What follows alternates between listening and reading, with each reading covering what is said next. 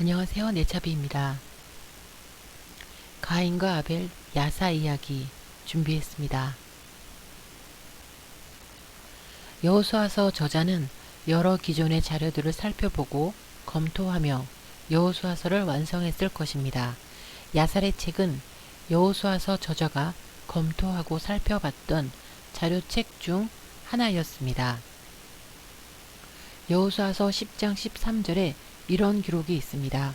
야셀이 책에 기록되기를 태양이 중천에 머물러서 거의 종일토록 속히 내려가지 아니하였다 하지 아니하였느냐. 이를 볼 때 야살의 책은 여호수아서보다 먼저 있었던 책임을 알 수 있습니다. 민수기 저자 역시 여호와의 전쟁기라는 책을 검토한 것으로 보여집니다. 민수기 21장 14절에 여호와의 전쟁기라는 책을 언급하고 인용하고 있습니다. 그러니까 여호와의 전쟁기도 민수기보다 먼저 쓰여진 더 오래된 기록일 것입니다. 정말 흥미로운 사실이 아닐 수 없습니다. 네차비는 이 두 책 중 야살의 책을 정리해서 올릴 예정입니다. 이번이 그 첫 번째 동영상이 될 것입니다. 야살의 책은 사무엘 하 1장 18절에서도 언급이 되는데요. 명하여 그것을 유다 족속에게 가르치라 하였으니 곧 활 노래라. 야살의 책에 기록되었으되 이렇게 기록이 되어 있습니다. 그런데 이 활 노래는 이스라엘 초대 왕 사울의 아들 요나단의 죽음을 다윗 왕이 기린 것으로 보여지는데, 사실 야살의 책은 사사기 1장 시대까지만 기록되어진 책이라는 것입니다. 그렇다면 어떻게 사사기 1장 시대까지만 기록되어진 야살의 책에 다윗의 활 노래가 기록되어 있다는 것인지 미스테리합니다. 사무엘 하 저자는 어쩌면 오늘날 존재하지 않는 또 다른 야살의 책을 보았을지도 모릅니다. 야살의 책의 내용은 창세기 2장부터 사사기 1장까지의 기록과 중복되면서 또 조금씩 다릅니다. 딱 그 부분만 커버하고 있는 것을 오늘날 우리는 가지고 있는 것인데요. 또 성경과 많이 다른 부분들도 있습니다. 그럼에도 야살의 책을 보아야 하는 이유는 네차비는 세 가지를 말씀드려 보겠습니다. 첫째, 성경에서 번이나 언급되어졌기 때문입니다.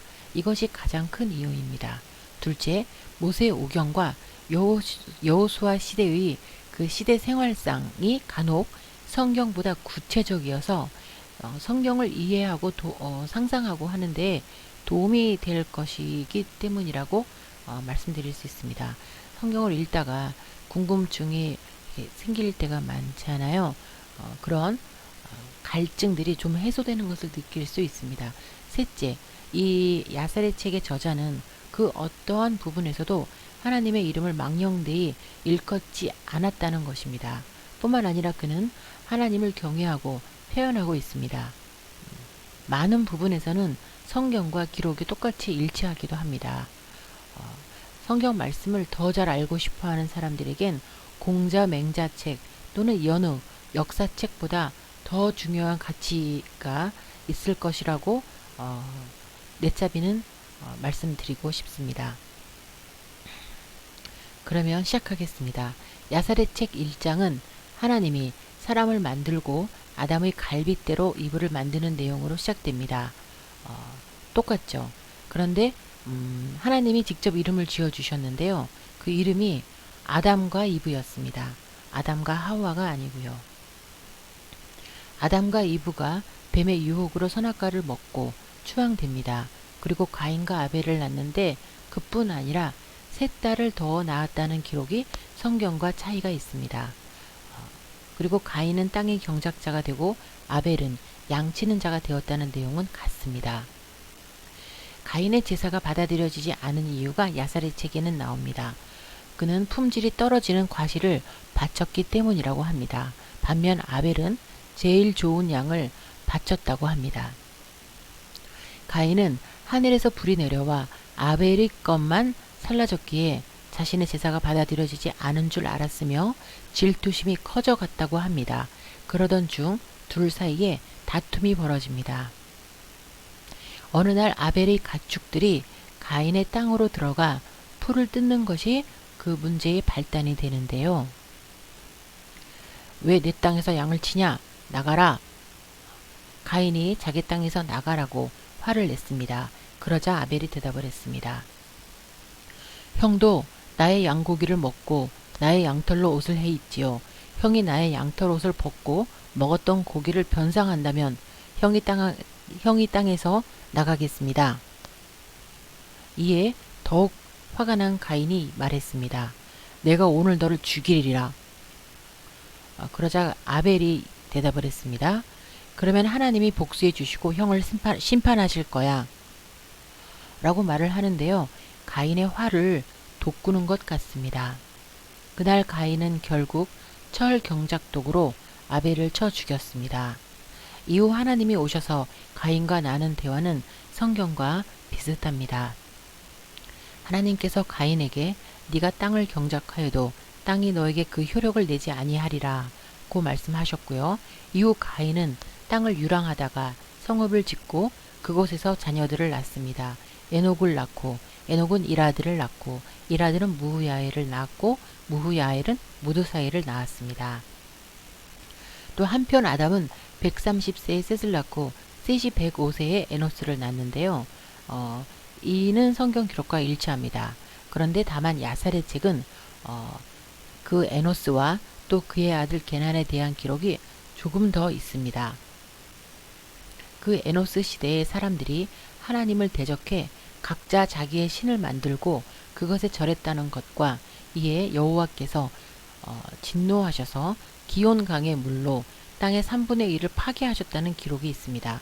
왠지 아틀란티스가 연상됩니다. 그럼에도 사람들은 더욱 악을 행했다고 합니다.